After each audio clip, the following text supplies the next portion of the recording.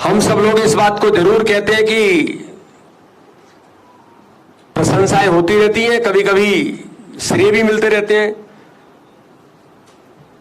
लेकिन जिसको कहा जाता है ना कि मेरा आपकी कृपा से सब काम हो रहा है, करते हो तुम कन्हैया नाम हमारा हो रहा है। तो हम सब लोग तो माननीय प्रधानमंत्री मोदी जी के नेतृत्व में उन्हें जनता आशीर्वाद दे रही है। हम लोग मेहनत और परिश्रम के साथ एक टीम भावना के साथ उनके साथ लगे हैं।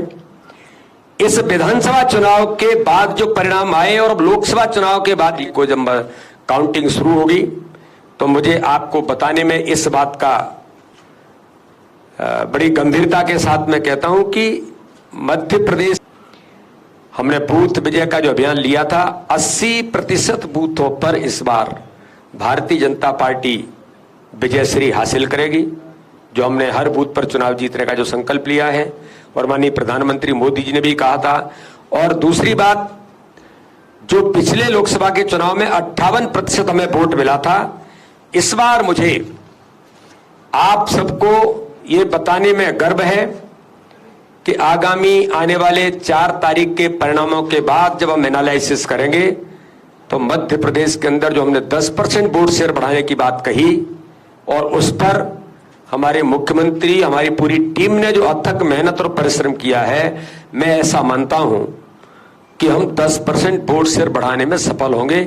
68% वोट शेयर लगभग इसके नजदीक भारतीय जनता पार्टी मध्य प्रदेश जाएगी। जो हमारी प्रबंधन की टोली ने जो प्रयास किए थे वो मैं आपके सामने जरूर कुछ कम शब्दों में रखना चाहता हूं कि हमारी केंद्रीय नेताओं के, प्रदेश के नेताओं के जो हमारे प्रवास थे, उस माननीय प्रधानमंत्री मोदी जी 8 जनसभाएं और 2 रोड शो माननीय प्रधानमंत्री जी ने मध्य प्रदेश के अंदर किए।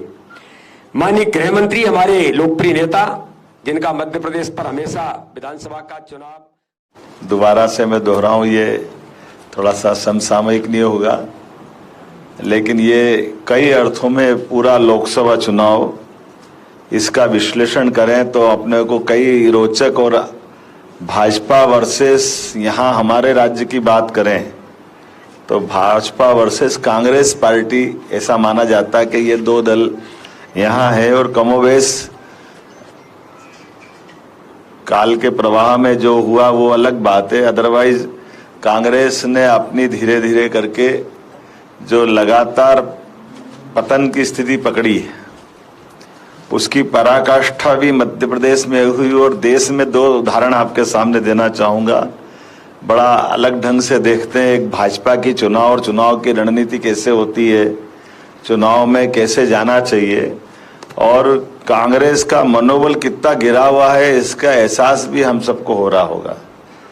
क्योंकि अब चुनाव के लिए हमारा प्रदेश तो पूरा हो ही चुका है, बचे हुए 58 सीटों के लिए कल वोट पड़ेगा, लेकिन भाजपा के इस पूरे चुनाव के अभियान में हम देख रहे हैं कि यशस्वी प्रधानमंत्री पूरे देश के अंदर, जैसे तो 14 से उनका आदर्श उदाहरण है कि जब वो पहली बार प्रधानमंत्री के प्रत्याशित हुए तो सीधे गुजरात से आकर के बनारस की धरती पर गंगा के किनारे केजरीवाल की, और केजरीवाल जी का पूरे देश में जलवा था। ऐसे में केजरीवाल स्वयं उनके खिलाफ लड़ने आए थे, उस समय भी केजरीवाल को उनने पटकनी दी थी।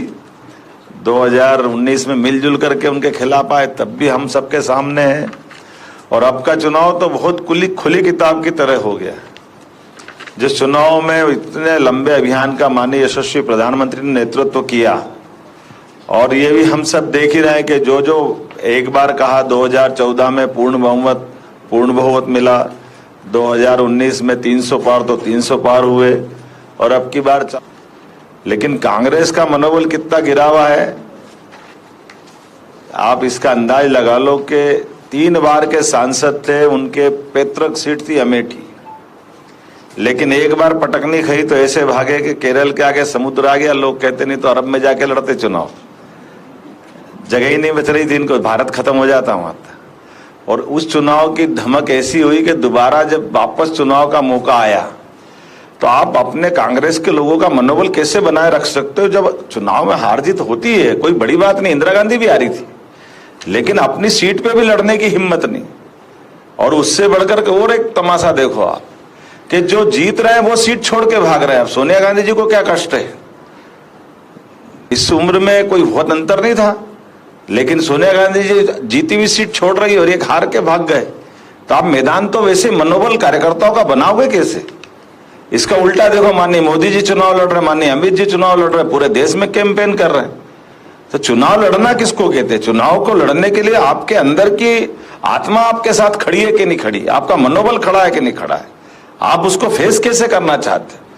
और जैसे हमने सबने देखा, अब ये कोई कारण नहीं बनता कि मध्य प्रदेश के अंदर समाजवादी पार्टी से कांग्रेस का गठबंधन करे, लेकिन ये कांग्रेस का पिछली बार की पटक नहीं, उसके पहले की पटक नहीं, लगातार खाते हुए ये मजबूरी के चक्कर में।